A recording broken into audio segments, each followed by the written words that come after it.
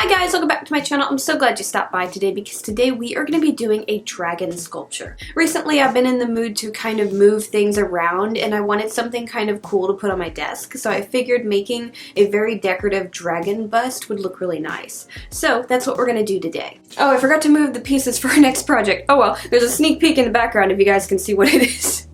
Anyways, let's get started.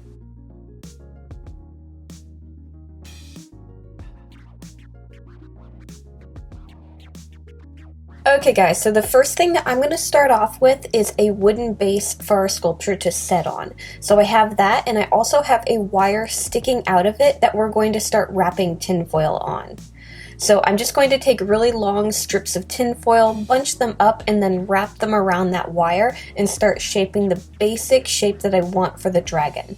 So you'll probably need a decent amount of tinfoil for this, but the more tinfoil you use, the less clay you're going to have to use, so it'll help keep it lighter as well. So I'm going to shape out kind of a nice base where the kind of shoulder area of the dragon can be. I'm going to make a neck and then kind of build it up a little bit more on the top portion where the head is going to go. Now for this dragon, I want the head to be a little bit more angular, so I will kind of taper off as I get to the top. And then once I have a basic shape laid out with the tinfoil, I'm going to start covering this in clay. So I'm going to take some really large, thick strips of clay and start wrapping it around my tinfoil. So I'm just going to keep wrapping, layering them until everything is completely covered. Once I have my tinfoil completely covered in clay, I did realize this kind of looks like an earthworm head. So if you're going for making a giant bust of an earthworm, you can stop at this point. But if you want to continue and make a dragon, we're going to start blending all of our strips of clay together. So we want to have a nice smooth base to work with. Now at this point I decided that I wanted to have the mouth of our dragon just slightly open, so I'm going to make a pocket for that. So I'm just going to start opening up the clay and make a tiny little spot where the mouth would start separating. After that, I'm just going to go down the head a little bit and figure out where I want all the features. Do I like the basic shape of the head? Mark everything out and just make sure that I like everything before we start adding more details to it.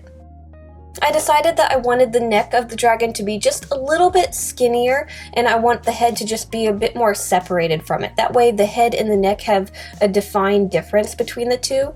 So I'm going to remove a little bit of clay there, and then also I have some horns that I made out of resin that I want to add to the dragon. So I'm going to make some kind of sunken in spots that we can use to put those horns in place. So I'm going to remove all that clay, figure out where everything is going to go, and then I'm going to take the horns that I want to add and I'm going to push them into the spots and mark where those are going to go.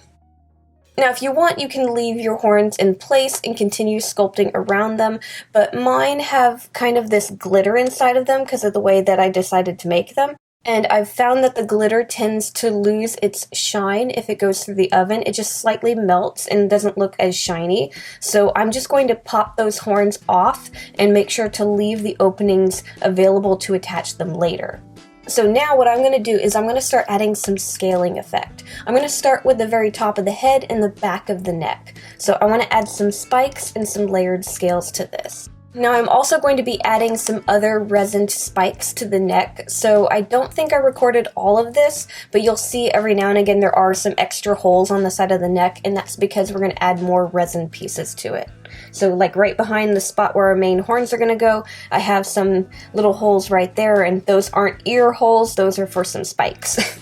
Now I'm going to move on to making the eyes. So I'm going to take some little balls of clay. These are even amounts, so you want to make sure that they're as close to the same size as possible. And I'm going to lay them out in the spot that I've decided that I want the eyes to go.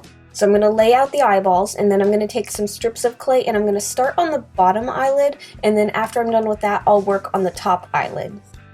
And I'm just laying out the strip, figuring out where I want it, and blending it into the face. I'll also use my tools to kind of redefine the shape of them around the eye to make sure that I get the expression that I mainly want. Because you'd be very surprised on how much of the expression is based off of the shape of the eyelids, especially with something like a dragon that has limited facial muscles to make more of a mouth expression. Honestly, this whole sculpture, I really didn't have much of a game plan. I just decided that I wanted to sculpt something, and I went with it as I was doing things. So none of this was planned. I didn't sketch anything out to decide, oh, I want it to look just like this. I just started making it just for fun. Now I'm going to move on to fixing up the shape of the mouth a little bit more. So I'm going to make a really long strip of clay and I'm going to lay it out for the upper lip of the mouth. I'm going to make sure that I like where that's at. I'm going to press it in and I'm going to blend it upwards into the face. Now I'm going to do a very similar thing to the top of the head because I decided that I wanted to square it off a little bit. I didn't want it so rounded. So I'm going to take another long strip of clay and I'm going to lay that out where I want the edge to be. And then I'm going to blend it in on both sides. So I'm going to blend it into the top of the head and going down the side of the face. After that, I moved on to adding some teeth. I did not realize the camera went out of focus at this point, so you won't really see much of the teeth, but it was just kind of strips of clay and little balls of clay placed and then blended in, and yeah, sorry about that. Didn't realize that until later. But after I had the teeth placed, I did basically the same thing that I did to the upper lip of the mouth to the bottom, except we're only going to be doing the very front portion. So I'm just using kind of a shorter piece of clay, laying it out, and then blending it downwards into the bottom jaw. Now at this point our main features are pretty much in place and I'm happy with them, so now is just adding a bunch of texture and different things like that and cleaning up some edges and making everything look a little bit more crisp. So for the top of the head, I want to define those sunken in spots a little bit, so I'm going to use a tool and kind of clean up the edges on them, make them a little bit more defined. And then for the sides of the face, I want to add more of a scaling texture to everything, so I'm going to start breaking up the face into different sizes of scales. So the lips, these are going to be broken up into slightly larger scales, and then more of the smaller scales, these are just going to be done with a dotting tool. When I got down to the sides of the neck, I realized I didn't want to add too much detail here because I figured it'd pull away from the face a little bit. So I'm just going to add a little bit of a scaling texture lightly on the sides. And to do this, I'm using the backing of a seashell that I like the texture of, and I'm just kind of pushing it in and then just roughly going over the entire surface. And then once I got to more of the front of the neck where the shoulders would be, I decided I wanted to remove a lot of clay. I wanted to define those veins and muscles that would be there and have more sunken in spots. So I'm going to just kind of chop away and reshape the front of this a little bit. And then for the scaling, I'm going to have these a little bit deeper and more defined, and I'm going to have them kind of angling more upwards to pull your eyes towards the face. Because again, I want to add detail here, but I don't want to distract from the main part of the dragon. And then lastly, our dragon kind of has a little bit of a weak jawline, so I decided to add some spikes to the very base of it. So I just added some clay right there, and then I started shaping it and defining it. So I kind of separated it from the rest of the skin and then added more of a line texture to it. Okay, I actually lied. I did do one more thing. I cleaned up the very base of the sculpture by adding some strips of clay around it and just trying to make it look a little bit more finished. So I wrapped some strips of clay around the base. I did 2 of those, and then I just kind of pushed in with some tools to make it look a little bit more decorative. And then after I was done with that, I double checked to make sure everything was the way I liked it. I didn't bump anything or smear anything. It was all good, and I put my dragon in the oven for about 55 minutes at 275 Fahrenheit. Now for the painting, I want to start off with all my shadows first. So what I'm going to do is I'm going to start off with some black paint. I'm using only acrylic paint for this, by the way. And I'm going to go over a small section and make sure to paint into all the different cracks and crevices. I'm going to go over that with my black paint, and then I'm going to wipe away any excess clay that's more on the raised up portion of the clay. Now this will stain the clay a little bit of a more gray color, but I'm perfectly fine with that. I just mainly want to get the black into all the cracks and crevices. So I'm going to slowly do this to the entire face, just part by part, that way the paint doesn't dry before I can wipe it away. And then once I've done that to the entire sculpture, I'll let it dry for a little bit and then start on the details. Now it is actually going to be kind of hard to paint inside of the mouth while everything else is painted, so I'm going to start on that first. So I'm just going to make sure that I got all the black paint inside of the mouth so it's nice and dark in there, and then I'm going to go over the teeth with a white. Now painting white on top of a dark color is a little tricky, so you will have to do a few different layers of this until they look nice and clean. And then after that, I decided to take more black, and we're going to darken up the portion right where the head meets the neck. I want to have a shadow there. So I'm going to add that dark shadow, and then I'm also going to blend out the edges of it so that it's kind of faded into the rest of the face. And then I'm going to slowly start adding the colors. I think I'm going to start with the under portion of the face, the bottom of the jaw, and the chest area. And I'm going to do darker colors here. So I'm going to go with more of a really dark blue. And then as we get to the sides of the face and more the top of the head, we'll end up lightening everything up. So every color that I'm adding, I'm blending into the other colors. That way there's not an immediate, like, drastic cut from one color to the other. Now, I normally don't do this when I'm working with purples and blues, but I decided to add a little bit of red to it, just to kind of make some areas pop. So I added that kind of around the shoulder blades and the top of the head, and then I blended it into the rest of the color. And then once I got to the top of the head and neck, I decided I wanted to go very bright. So I faded that purple into a very bright lavender, and then the top of the head, I'm actually not going to blend this in at all. I'm going to go straight like cyan blue. So the edges of this I left nice and crisp. I made sure to kind of frame it in first, and then I filled in my color. So those are just our basic colors being laid out. I'm going to let that dry a little bit, and then we can start adding our details. So I'm going to start where the eyes are. I'm going to add black to them, and I'm going to start adding highlights and making the eyelids themselves kind of pop a little bit.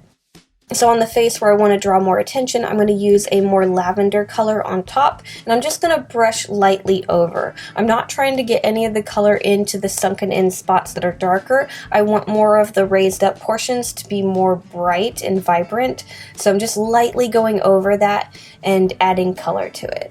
So I'm mainly just adding highlights here and there, adjusting things randomly. The top of the head, I decided I wanted it to be a bit more metallic, so I went over that cyan blue with a more metallic blue. This one I just lightly went over because I didn't want to change the color too much, but I did want to make it look a little bit more shiny. Now here's where I make a very drastic change, and the back of the neck is no longer going to be lavender, it's going to be turquoise. So I'm working a lot with my metallic paints right now, and I just pulled this one out and I was like, ooh, I want to add it. So I did the whole back of the neck turquoise. So lavender out. But after finally figuring out what colors I wanted and everything like that, I got everything done, I let it dry, and then I decided that I wanted to add some gold to it. So I have this one gold paint that's really pretty, and I want to add just a little bit more decoration to the piece. So I'm just going to go over random parts of the sculpture to add a hint of gold to it. So like the spikes going down the back of the neck, I'm going to do those. I'm going to add some line work going down the sides of the neck. Just start adding gold here and there for no reason other than I think it'll look good. I went over some of the scales on the face, I went over the spikes that are sticking out of its jaw, and then I also did the base of the sculpture. So I just went around that little decorative thing that I trimmed the edge with, and I did the entire thing gold. Now we are done painting, but we are not done with our sculpture. So I'm going to make sure everything completely dries, especially the gold paint. It's not acrylic based, I think it's alcohol based. So I'm going to make sure that's completely dry first, and then I'm going to mix up some resin and we're going to go over the entire sculpture with it. So I'll need a decent amount. I mixed up a pretty good sized cup of it, and then I'm just going to paint over absolutely everything. The reason I'm going to paint over it instead of just pouring it on is you won't need to use as much, and it helps you get into all the different cracks and crevices, and to have kind of a thinner coat, because we don't want a thick coat of resin over it.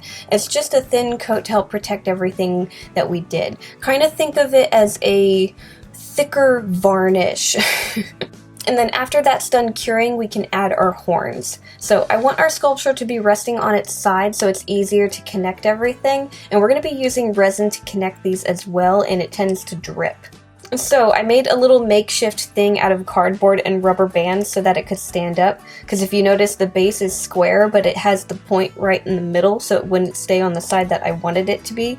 So I did that, I made sure it was nice and secure, it wouldn't fall over or anything, and then we're going to start adding our horns and our spikes.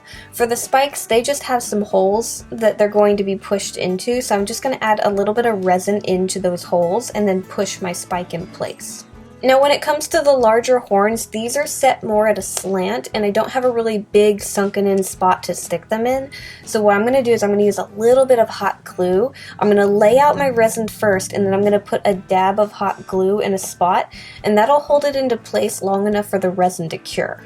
So I'm going to get my resin and my hot glue in place, and then I'm going to quickly put my horn into the position that I want it. I'm going to do that to both of them, and then I'm actually going to take the excess resin we have and paint over these horns. That way they're nice and shiny and glossy as well. This will actually help all the different glitters that I have inside of the resin horns really stand out. So I'm going to go over that, and then I'm going to make sure everything's positioned where I want it, and I'm going to set it somewhere safe to cure again. Now, anytime you are using resin, you do want to double check on it every now and again to make sure it's not dripping in a weird spot, because I did have some drips going on when it came to the horns and where they were placed. So you'll want to kind of check on it maybe an hour or two after to see if it's dripping and to wipe that away.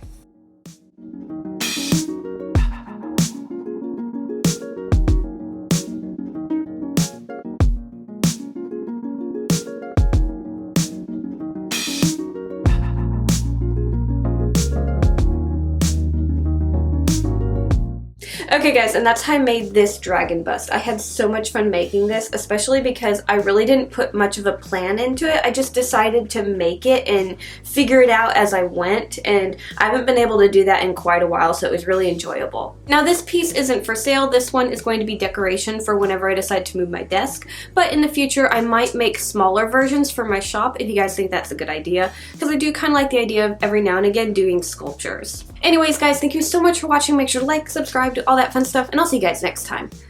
Bye!